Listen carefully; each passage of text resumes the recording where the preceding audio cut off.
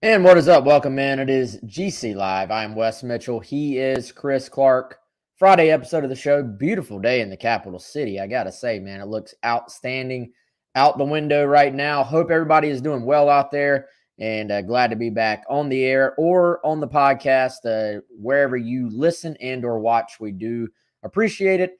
A lot to talk about this week, Chris, man. I mean, we've got commitments flying in from the transfer portal on the men's basketball side.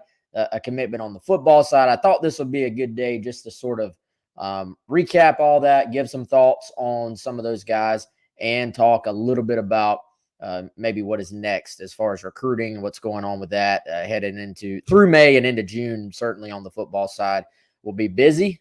But before we get down to it, man, how's everything going? Everything's good, man, and congratulations on getting the intro right. Small thing. Not sure if you tuned in, Wes, on the Wednesday solo show. We threw it back unintentionally, really. You know, you've done the solo show.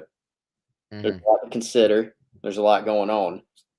So we did the old countdown, and then we did the old school intro. Both unintentional, but that's okay. We did tell the people about Clint Hammond, though, at the beginning. Okay, well, that is good. And that's a great segue, because that's what I need to do right now is to put his smiling face on the screen and tell you about our buddy Clint Hammond, ClintHammond.com. C Hammond, that's the letter C, Hammond at mortgagenetwork.com is how you can email Clint or just give him a call. He's got like 1,000 phone numbers on here. I don't really know why. But 803-576-4450. Tell Clint that Wes and Chris sent you. Even if you don't tell him that, he's going to take care of you. But he'll probably talk a little bit of Gamecock sports with you while you're at it if you tell him that we sent you. And he will help walk you through that process of buying a home or refinancing and make it incredibly simple. So we appreciate Clint, as always, being our main presenting sponsor right here on GC Live. I had to go back, Chris, and make sure that I was, had everything in mind that we needed to talk about, because it's been a little bit of a whirlwind as far as commitments coming in.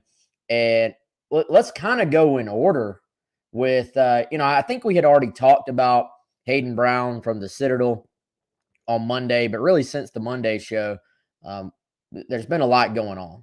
And I think, it probably is the best thing to do is just for us to go back and kind of go in order with these commitments that South Carolina landed. And that started with Meechie Johnson Jr., who, first of all, is on the all-name team, certainly. Ohio State transfer who commits to South Carolina on Monday. And certainly the most highly coveted, most highly recruited when you look back into their high school career, as far as a guy that was a major prospect in the state of Ohio, number one prospect in the state of Ohio, according to On3, and a 4-star guy out of high school that originally, it's kind of an interesting story, y'all. As Chris has to duck out for a second, we will, I'm sure, get Chris back in a second.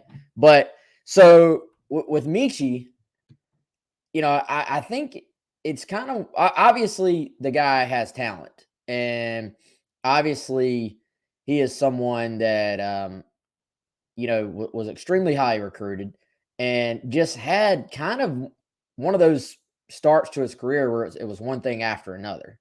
And, I think when you look at the injuries, first of all, he was injured in high school.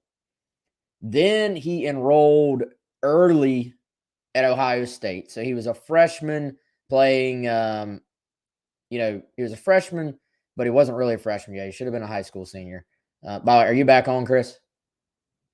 Okay, we're gonna pull you back in. Good to go. The so Michi, I was saying, just he obviously has talent. You're not the number one high school prospect in Ohio, and you don't go to Ohio State if you don't have ability.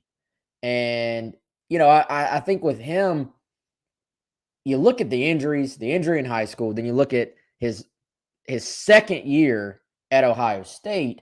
Um, I think he fractured. He messed. He had an incident in practice where he hurt his face. He was having to wear a mask in games.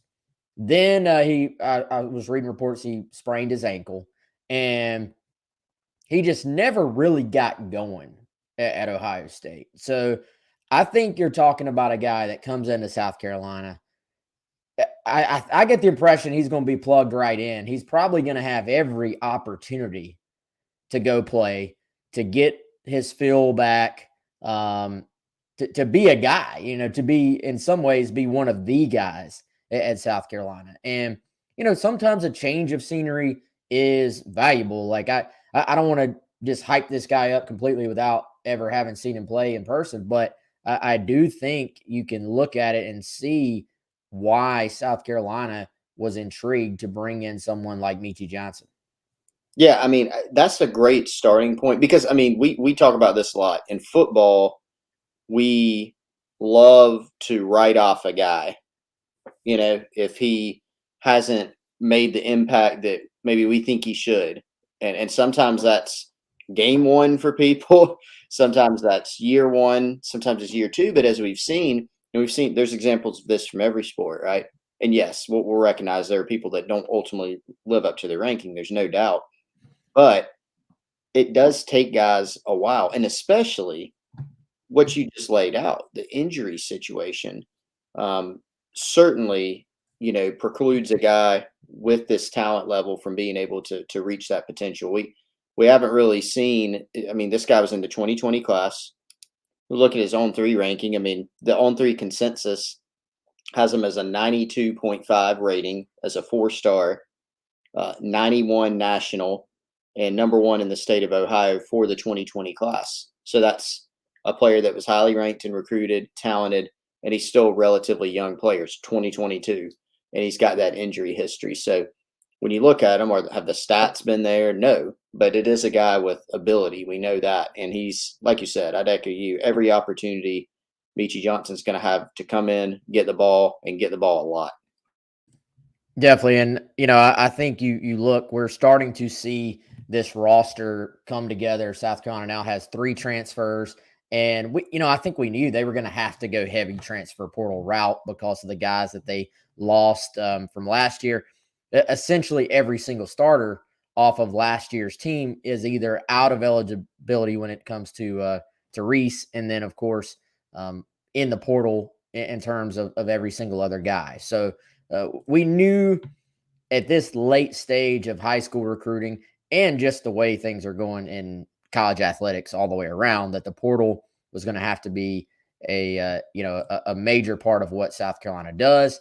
And, I think with them, that's really the only option you have right now. And so I think if you're a fan out there, you can be a little bit, wait and see on these guys. Like, I don't know that you look at them all and say, these guys are going to just come in and all 3 be world beaters, but you can also see what the staff is trying to do. And you can see that you're going to have a much better chance with some guys, even if they're coming, in from a coastal or coming in from the Citadel. You're going to have a much better chance with some guys that have some maturity to them, have, just the physical strength, the experience of playing at this level. They're going to have a better chance to go in and at least play decent compared to signing late stage high school guys, as far as, when many of the top players have already been recruited and committed somewhere else.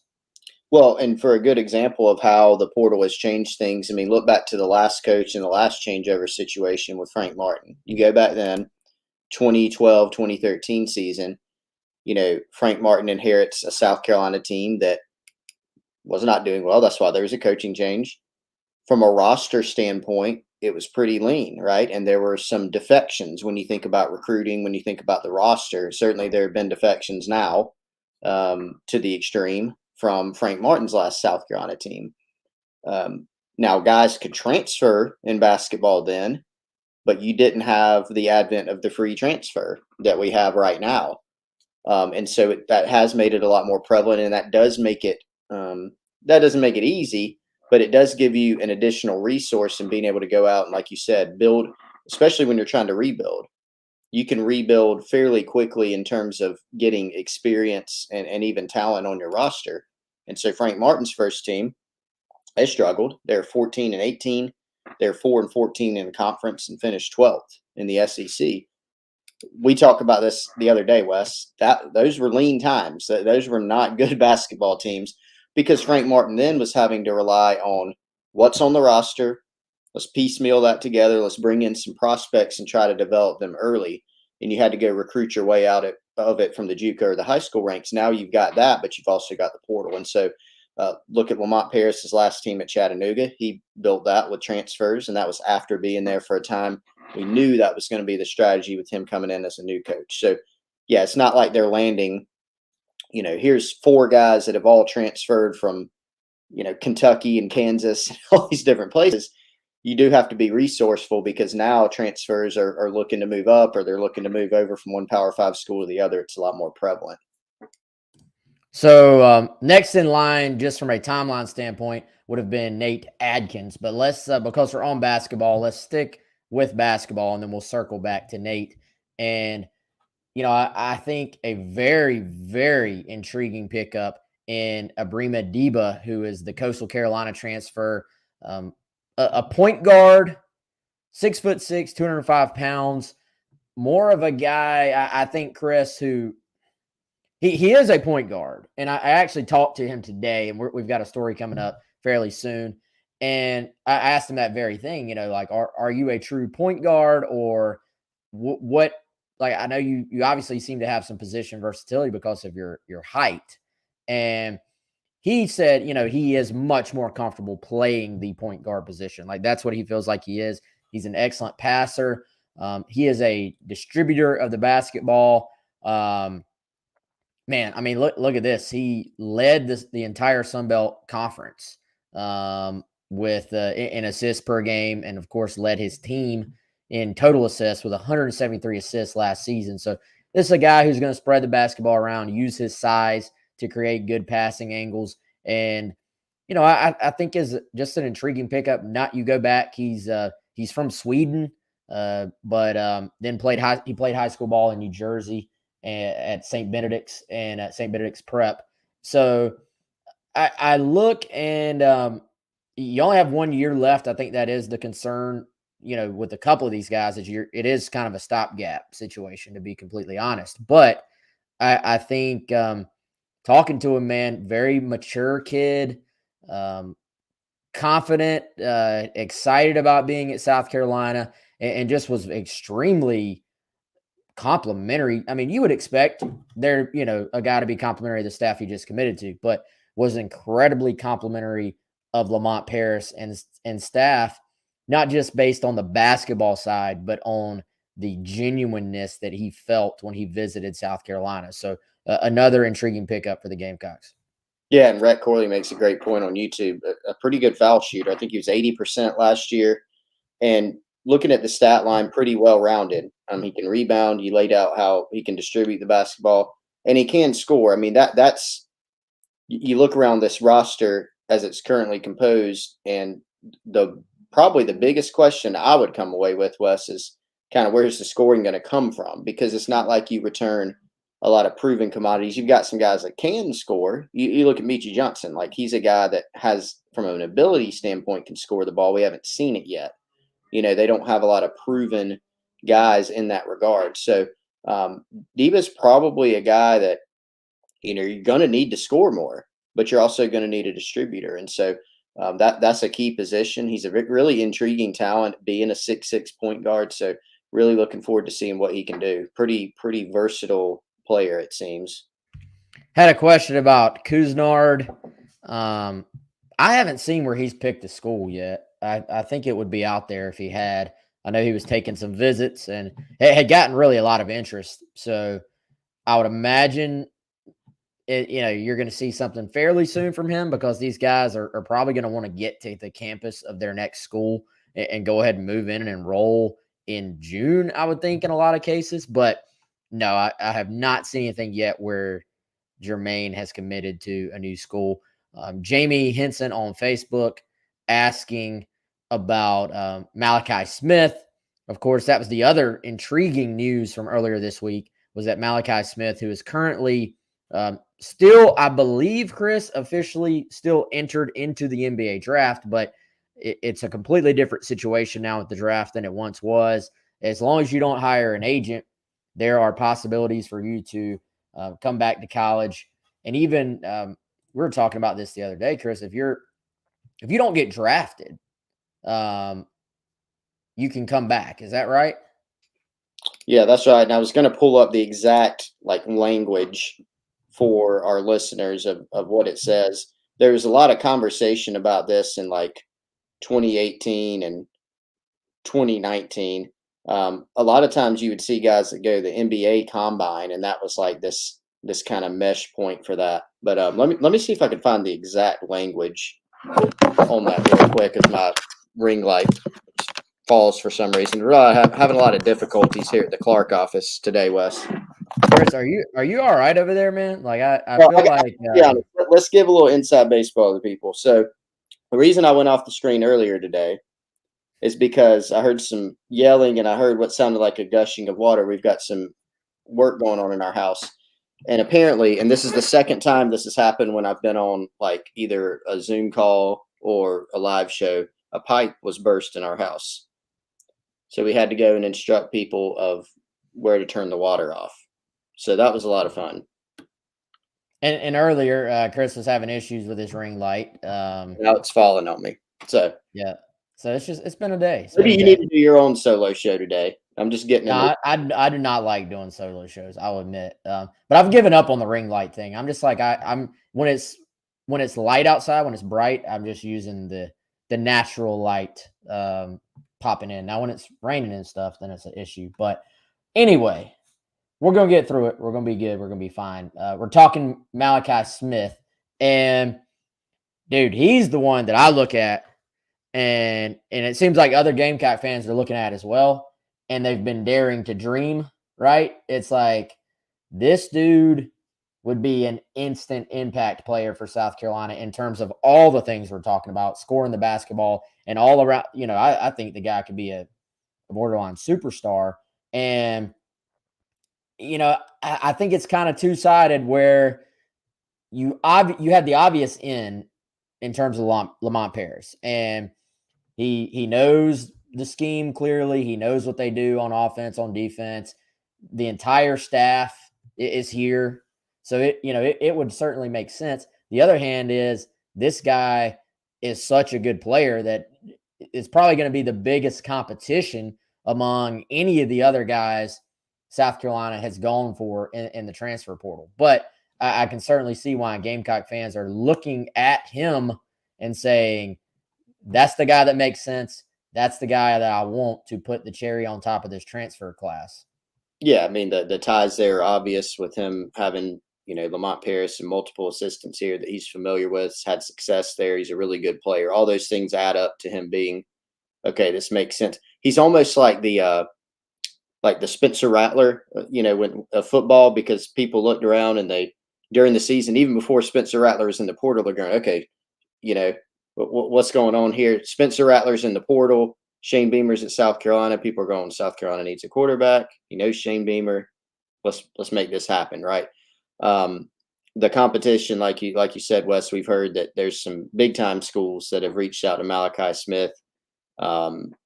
Jumping up from that level, you might be inclined to take that. But the NBA draft is also, something to watch and could be a focus for him too. Now, I did find the kind of exact wording, not of the policy, but just here's kind of the nuts and bolts. Back in the day, Wes, of course, before 2018 or so, players could withdraw from the draft, but they had to do it by a certain date, and then they couldn't hire an agent. So now the rule is you can actually hire an agent, and then you can go back to college even if you hire an agent. But there's a few different things, that you have to kind of hit on with that. You have to request an underclassmen evaluation from the NBA, and you have to participate in the NBA Combine. If you go undrafted, you can go back to school. You have to end your agent relationship, blah, blah, blah. So there are some ways now, obviously, thankfully, for players to be able to return to college. All right, so we'll certainly keep an eye on that. But I think among the basketball targets that are out there, when that news came out, I mean, it was jumping on the message boards. Like people really started. It was a discussion point among them. So that's something we'll be keeping a very, very close eye on moving forward. Let's shift to the football side. Nate Adkins committing to South Carolina on Monday. He was the welcome home on Monday. Went public. I'm guessing that was Tuesday. I know Chris and I are terrible with days and dates, but I'm pretty sure that's right. Monday to the staff, Tuesday to the public. And I think it's an intriguing pickup, man. You look at what he did at East Tennessee State. He really developed as a pass catcher, actually. Like I think you look at him and you say, oh, this guy's probably more of a blocker. He played offensive tackle in high school, wasn't really big enough to play offensive tackle in college, transitioned to tight end. And then, I was talking to somebody that asked for like an evaluation on the guy. They said, look, he's a crafty route runner. He's got good hands. He can make plays in the passing game, but he's also, as you would expect, a very physical blocker. His weight fluctuates from about 245 to 250, 6'3". I think for South Carolina, though, man, he's probably going to be asked to be that sort of grinder. When they want to get in 2 tight ends, they want to get in 3 tight ends, they want to run the football. This is the guy you put on the field and give yourself an extra physical blocker at the point of attack, I think. When South Carolina was able to find some pockets of success running the football last year, you think back to some of the things they did, and like the Florida game, for instance, a lot of that was out of some 2 tight sets with Nick Muse and Trey Kenyon. Well, Nick Muse isn't on the roster anymore. Austin Stogner will be coming in, and I think he can take that role and be a really good pass catcher too.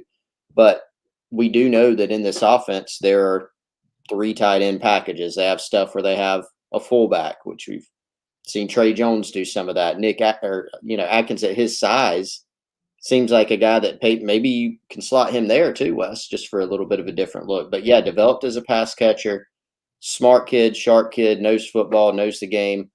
Talked to some people about him, and you kind of get a he can play, And so I think it caught some people off guard because a lot of what we talked about is, hey, if South Carolina has a transfer spot, what do you do with it? And so you think of, okay, safety, or maybe if there's an elite offensive tackle, right? Something like that. You didn't really see tight end as big of a need, but you think back to the spring, and you don't have Austin Stogner in the spring. Jaheim Bell's sidelined. Kenyon's kind of in and out. He obviously played in the spring game. And so you've got Chad Terrell and some walk-ons at that point. So you obviously feel a lot better about the situation because you are going to get Jaheim Bell back. We know you're going to get Austin Stogner this summer, and you do have Kenyon, who had his best season by far as a Gamecock during his short career so far. But Adkins is a guy that gives him a little bit of a different skill set and a different look, and I think he can play a role on this team, and possibly a pretty important one, especially when you look at the run game, which is an area that South Carolina needs to improve in terms of consistency. I think it gives added versatility to this offense and what they could do. I think right now you kind of go into this season and you say, like, Chris, I don't look at this offense and say there's any one spot where I'm like, there's a glaring hole. Like I think if they, depending on matchups, depending on the game, depending on what they want to do on a given week, if you want to go spread it out, go 4 wide, take more of like a wide open approach, you actually maybe for the first time in a while have the guys on this roster to go try to do that. if you want to go 2 tight ends and put 2 extra blockers on the field and take more of an approach like that, I think you probably have the guys to do that. If you want to put in a jumbo package for short yardage, I think you have the guys that you can do that as well. And I think, anytime you have that versatility as far as what you can be on offense, that's clearly a good thing. Now, the other side of that is now that you're adding these different weapons, you're adding you have different tools in your toolbox, I would call it. It comes back to Marcus Satterfield and being able to put it all together and not getting too just caught up in, well, we want to be able to do this, we want to be able to do that. All the positives I just talked about, right? But it can go too far when you try to do too much. So I think that, to me, we talked about this during our spring game live show. Certainly we talked about it right after. How do you put it all together? Like what's the plan to make all of this kind of be in sync and be efficient? And that's sort of my biggest question, maybe certainly on that side of the ball going into the offseason, is how do you do that? But Chris, I also would much rather, if it was my team, I'd rather that be the question as opposed to being like, I don't have the guys to work with to accomplish it, Yeah. It's true. You do feel in a better position because you look at, and there are some questions, obviously. Like, will running back be as good as it was last season? Even though statistically it wasn't, I mean, from a personnel standpoint. But you look at quarterback, you look at tight end, you look at receiver, like you feel as good or better in most cases about all those things. But it is important for this team to, as opposed to just being able to do a bunch of things in as terms of formations and plays, do something well. And last year we thought the something that they would be able to do well would be run the football pretty well.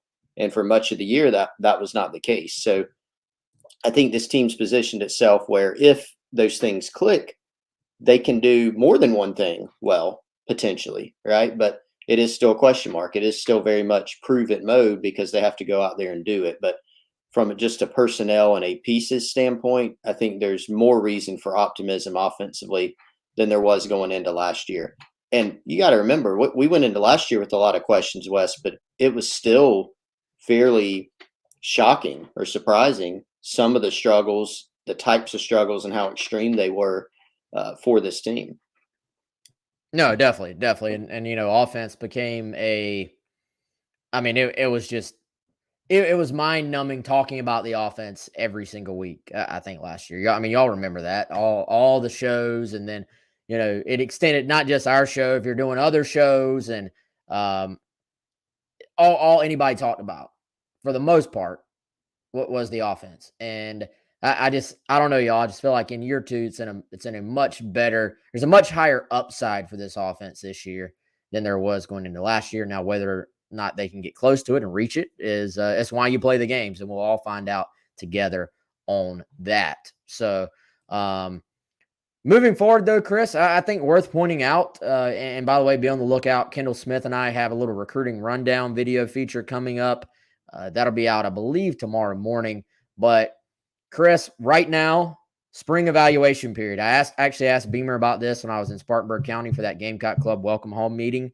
And this is an important part of the recruiting process that was taken away last year due to COVID. This year, South Carolina's coaches are on the road. The assistant coaches going to high schools, checking in on prospects, watching them have their spring practices in some cases, and it's just a really key part of the eval process that was not here before. Yeah, and this is a really important tool for the coaches. The head coach can't be out by NCAA rule, but the 10 assistants can, and they not every day all the time, but they can split up the days from April 15th to May 31st. They will split up the days and the territories and things of that nature. So, basically two evaluations per prospect. And it's just a time where the coaches can go in and check on the academics of a prospect, talk to people around the school, talk to the coaching staff. Like you said, Wes, go check out a spring practice for those that are doing that. And really, you can also gather some intel. Sit down with coaches and see, what are they hearing? Where do they think things stand with these players? So it's a really, really valuable tool, and I know the coaches are glad to have it back. Yeah, and I think that's that intel gathering, man, probably an underrated aspect of recruiting. And it's not, most coaches you would think, oh, they're not gonna throw their guy under the bus. But you will find in a lot of cases, high school coaches, I feel like, are pretty honest to college coaches because they don't want to get the reputation with the college coaches of overhyping every kid they have, So I think most of the time, especially if a guy is not a guy who's in the weight room like he's supposed to, this is an academic check as well. Matter of fact, at an extremely technical level, the eval period is supposed to be 2 available trips to a prospect's high school. One is an evaluation trip for, physical ability. The other is an academic check-in. So that is obviously a big part of this. And you want to know ahead of time, is this guy going to come in and work? Is he a team player? Is he a guy that they have to beg to come to the weight room? Is he a guy that's in there every single time without anyone even wondering if he's going to be there or not? So I think that's a big part of the eval that was lost. So a lot of what we're seeing in the transfer portal right now, so many guys hitting it, is probably starting to be a carryover effect from all those guys that signed with schools a couple of years ago without ever even stepping foot on campus, in my opinion, when you didn't have this evaluation period. Yeah, you have definitely seen some of that. You've seen kids that did not get to take a visit, unfortunately, but you signed somewhere because that's what you do. You get scholarships, you go, and I think some buyer's remorse, so to speak, on the part of some players and probably for coaches too. Because the evaluation tools at their disposal for quite a while, Wes, we didn't have the spring eval period. You had no in-person contact in recruiting, so you couldn't face-to-face look a guy in the eye and talk to him, and couldn't have them in summer workouts either. So that made it difficult, just kind of going off tape, and you're just kind of doing the best you can. And so are the prospects and their families with trying to figure out, where to go and those different fits. But just doing stuff in person is just much different than virtual. I mean, our world has gone more virtual, and that's a good thing. We're able to do this show instead of sitting in front of a bunch of people, and you and I don't have to be together. These are great things. They can make us more efficient. But when it comes to visits and seeing guys evaluating, you need to have that in-person aspect of it. Definitely, man. But before we get out of here, I do want to talk a bit about a couple of guys, mainly Marquee Anderson, Dorman prospect, in-state guy, number 2 prospect in the state of South Carolina for 2023. But before we talk about that, I want to tell you about our buddies at Liberty Tax. Overcome your taxiety, 803-462-5576. The 2022 tax deadline has certainly passed, but the tax team at Liberty Tax is still helping cure your taxiety. You can file an extension. They have locations open Monday through Friday. If you own a small business and need advice, they can help you with that.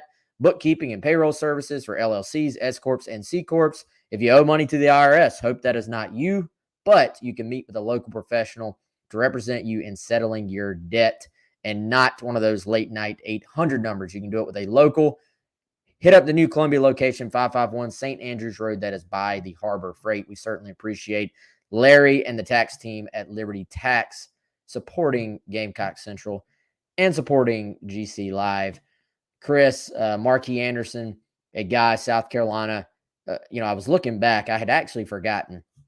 Carolina was the first team to offer Marquee. That was 2020 when they offered Marquee. I believe that would have been Eric Wolford extending that offer. But just stepping in on him early for a Dorman guy. South Carolina has not had success recruiting top Dorman prospects. They've almost gone the distance on this one. He's inching ever closer to a decision. 4 official visits in June. Gamecocks will get one of them. He's going to make his decision. Right now, the plan is right before his senior season. But first of all, great prospect, man. Really good player. Fits exactly what you're looking for in an SEC defense or SEC offensive lineman, I should say. 4-star guy on all the services. And it feels like the Gamecocks are in a really good place here.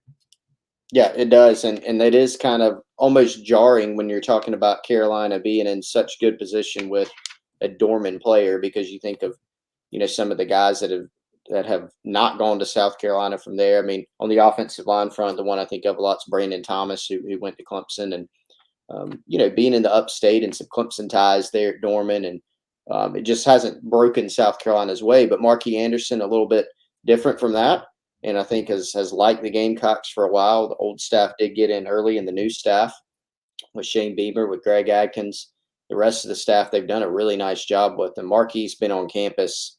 I mean, it has to be tons more than other schools, right? I mean, Clemson's lured him up there some for sure. North Carolina's had him on campus a good bit, I think. But South Carolina, I think, by far holds that visit lead. So you follow the visits, you follow what you hear, and it looks like they're in a pretty strong position with them.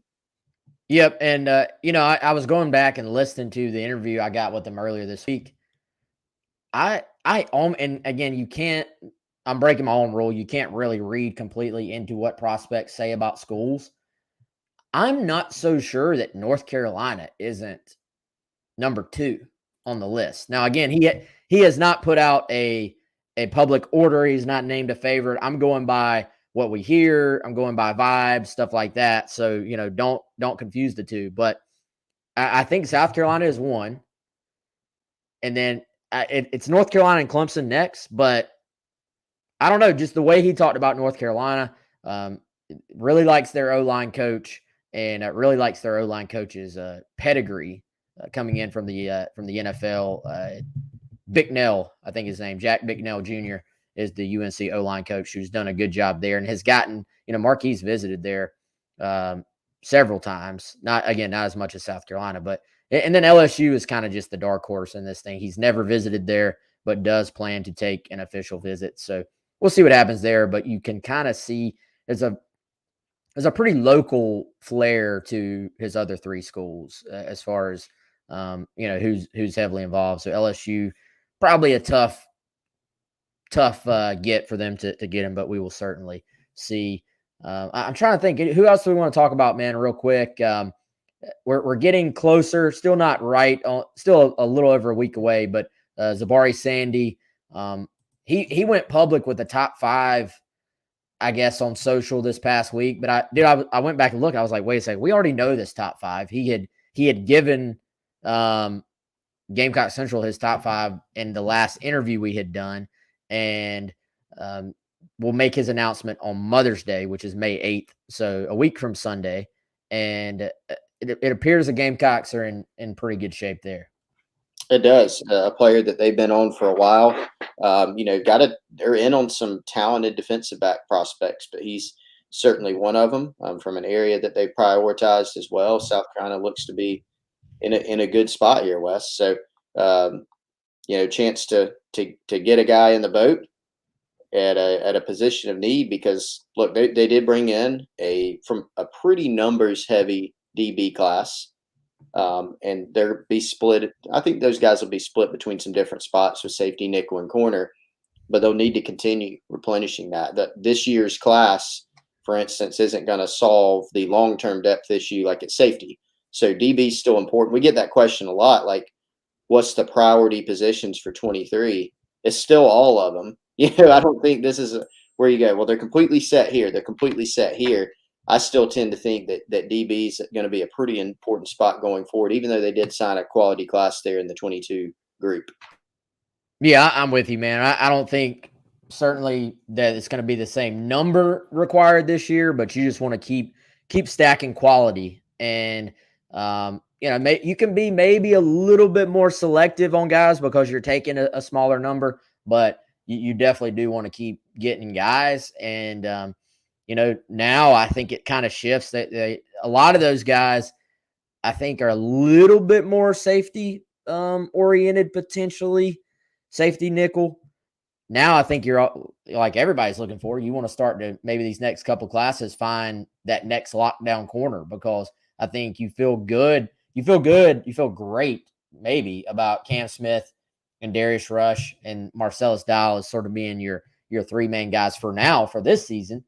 But you start looking ahead, and right now you want to be recruiting for down the road, obviously. So I think it's like quietly a big priority is to keep landing guys and keep upgrading those spots and moving forward from there. But Sandy, if they can get him, would be an excellent pickup, and certainly it appears good. We'll say it like that. It appears good for the Gamecocks to land him.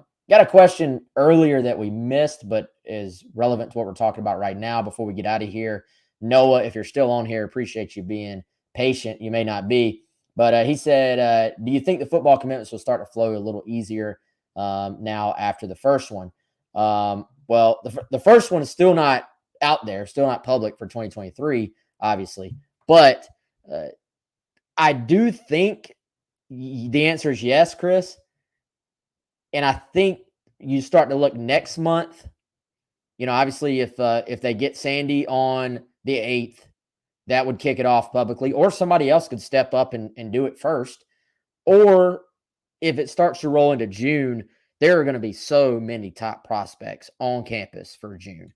I expect another busy, I think, May, June, July, as far as commitments go. Who knows exactly which month is going to feature that run of commits that we always see, but I can all but guarantee at some point during that, maybe you extend that out to August as well. But Chris, there will be that run of commits where it goes from like a low number in the class to we're sitting there saying, well, they only got this many spots left. That's right. And I do think, and I'd said previously like the summer, but I think you could even go all the way up until like sometime in August, like you said, maybe even like September 1st. This team isn't going to go into this football season without commitments. I think, plural. If that does happen, then I think we'll be sitting here fielding questions about concern, and we'll probably say, yeah, this is concerning for South Carolina. I don't expect that based on the trajectory. I think, you go into the summer, and a lot of these guys that are going to be visiting, official visits are already being booked. There's a weekend, the June 24th weekend. There's already 5 public bookings for official visits, and those will continue to grow. Multiple weekends. There's camps, so maybe new offers or maybe unofficial visits, right? So you got a lot of activity. A lot of these guys are eyeing, or some of them at least should say, are eyeing finish out official visits this summer, make a decision before my senior season. And so the timing does line up. And some of those guys are guys that South Carolina is going to have a good shot to go sign. So it's kind of the summer official visit season in June. That's kind of the finish line for a lot of these guys. SC Scout Guy says the portal has helped a great deal, but I hope to start to see focus more on getting high school kids and developing them.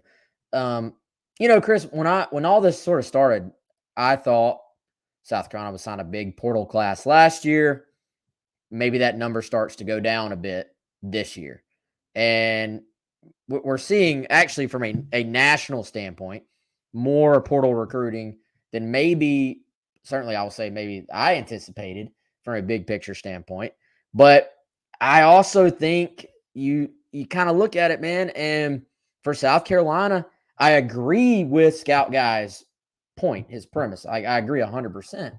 But I don't think the portal is ever going to go away as far as South Carolina goes. And I don't even think at this point that it's going to dwindle down to taking 2 guys, 3 guys. I think there will always be value for a school like South Carolina in taking 5, 6, however many of the right portal guys. Now, you don't want to let it get too far into where you're just shuffling guys in and out, right? But I think the portal recruiting for Carolina, we've seen they have success there. We've seen they can get difference makers there. It's a scary way to live because those guys aren't into your program. Sometimes sometimes they're there for 1 year. I think the shift will be, if you can help it, away from the 1 year transfers and more towards almost all of the 2 and 3 year eligibility transfers, like your Corey Ruckers, like your Antoine Wells, guys like that, frankly, at this point it's not that different than taking a freshman. Yeah, and I think some of it's going to be like need dependent. When you look at South Carolina's portal recruiting, it's been need dependent because some of it's just you need a starter, so you would go to the portal, or a potential starter jumps into the portal. Spencer Rattler, that checks multiple boxes. Some of it is just depth, to where to field a competitive roster early in the Shane Beamer era. You feel like you need to bring some guys in that have some level of college experience to give you some depth. And maybe he's not a guy you would take this year out of the portal, but you took him then because it's better than signing a high school player who you literally can't lay eyes on because of COVID. For South Carolina, I do think the portal for them at this stage of development is going to be even more critical than some schools. Like Alabama just took a kid from Louisville. They can go cherry pick a kid or two from the portal, whatever. South Carolina has more like portal needs because they're still building their depth, and because they're not at the blue blood recruiting level. They're not recruiting like Georgia or some of these other programs right now. So how can you go get talent like that? Sometimes the portal is your best option there. Wes, did you see some of the data that came out on the transfer portal, I think 4 or 5 days ago? I did not. Do you have it in front of you? Yeah, I got some of it. Go check it out. If you just Google it, there's the NCAA actually put out the data, and the portal entries, were unsurprisingly, the portal was more active in 2021 than in 2020, which is not a surprise. But the most interesting part of it is 4 in 10 portal entrants didn't find a home that was like equal or better to the one that they left. So 54% found a FBS home. And then if you're at the FCS level, it's even riskier. So pretty interesting data there. Whether or not people see those trends and examine them, and if there's some kind of like market correction, to be determined. Yeah, do the kids care about the data, or are they going to say that doesn't apply to me? Is the big question. But certainly, I think to an extent it will level out a little bit. But I mean, we were all young at one point, and kind of hard headed when you're young. You say, "Oh, that doesn't really apply to me," but then it may end up actually applying to you. So we'll see what happens there. One more question here we're going to take, then we're going to get out of here on our Liberty Tax Line. Trip Calmer saying, what position do you think we need the most? Trip, I'm assuming we're talking about 2023. And again, as Chris said, you want a good balanced class, right? Like you're at the point where you want to start taking some balanced classes.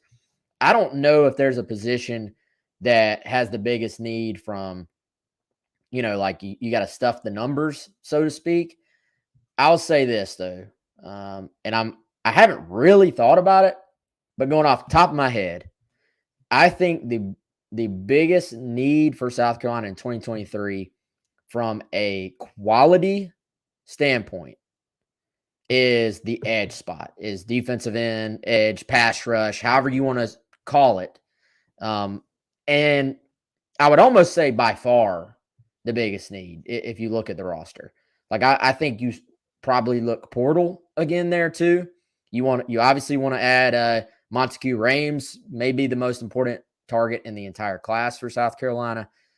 But then past that, I mean, I'd be looking JUCO, portal. I'd be looking, is there somebody in my neighborhood that has an extra year of eligibility left? Like, it's a need, man. It's a big need. I would say quantity-wise, I do think they will take a pretty big O-line class because we've talked about all these starters that are coming back and guys that have played and backups. Well, guess what? All that eligibility is about to just walk out the door in some cases after this season. It won't be all the guys, but there's a bunch of seniors that are playing on the O-line, and they took a 3-man class this past class. I would look, take 4 or 5 guys on the O-line potentially. Yeah, could definitely see that. And we're completely on the same page with the edge position. And Wes, I think just the vibe I get is I don't know if people realize how, in my opinion, like urgent that need is, because I think people look at, they don't, first of all, you don't really realize how good you had it with Enigbari and Sterling. You know, not that it was like the best duo in the country, right? But those guys are good. Enigbari's going to be picked in the draft. Sterling was really good. And you still don't, it's not like you have two 100% proven commodities in Strawn and Birch. Both those guys have done some good things. But behind them, you know, you don't have the depth. But then you look beyond that and you got a couple issues. Strawn is a senior, and Jordan Birch will be a junior later. And then you still have, you know, we'll see how some of these younger guys develop. But then in the 22 class, you basically struck out. You know, you missed on Barham, you missed on James Pierce. You brought in Donovan Westmoreland's already playing the will linebacker position instead of edge. Brian Thomas Jr. will be a freshman. So that makes it critical that I think you go sign some guys out of high school and you get some guys out of the portal so that you can develop some young guys but have some immediate help too. Definitely, man. I think you're right on Enigbare too, man. They're gonna miss him. And hey, so what do you think the chances are that our Panthers end up with Enigbare? Oh, I am good with it. You know, I like the pick last night. You know, I had it in my mind that they, you know, the quarterback situations bothered me so much that you need to take a quarterback. Probably would have been maybe a reach, or, you know, maybe not the best because you need so much help around the quarterback. So I like taking an offensive tackle. That's been an issue. Enigbare, you know, I'm very curious to see just where he goes. Period. We know he's going to be the highest drafted guy. He may be the only draft pick this year. You know, as it stands. But for the latest that I heard, Wes, and I don't know anything about particular teams, but, you know, could he sneak into the late second? It's possible, but it's more likely third, fourth round from what I've heard. So we'll see. And I don't have any insight, but that feels right to me, based on, you know, watching him play for his career. You know, I think the testing stuff, just the numbers didn't quite match up with what these NFL teams are going to look for, in my opinion, for first round or high second round picks. And that's unfortunate. I think he's a really good football player, but obviously the separation, once you get to that level, to the NFL, every little bit matters. So we'll certainly, JJ was always a good dude, always carried himself well. Certainly we'll wish him well and wish the other guys well. Going to be a lot of guys, I think, from this South Carolina class that end up having a chance to make a team, but having to go that undrafted free agent route, probably very quickly after the draft. Like, I think there's a bunch of really good football players that would be value pickups that would have a chance. But, you know, as far as having a bunch of them drafted, you know, maybe a guy surprises us. That's always possible, that a couple of these guys surprise us and get drafted late. But, you know, we'll see certainly how it plays out. All right, Chris, you got anything else, man? I don't. All right, y'all. We appreciate the support. Gamecock Central live on YouTube, Facebook, let's see, Twitter, podcast platforms. Like, review, subscribe. Hit that subscribe button on YouTube, please, if you have not already. And support our sponsors, our buddy Clint Hammond, ClintHammond.com, 803-771-6933, and the tax team at the local Liberty Tax locations here in Columbia, Irmo, and Lexington, 803-462-5576. For Chris, I'm Wes. Y'all have a great weekend.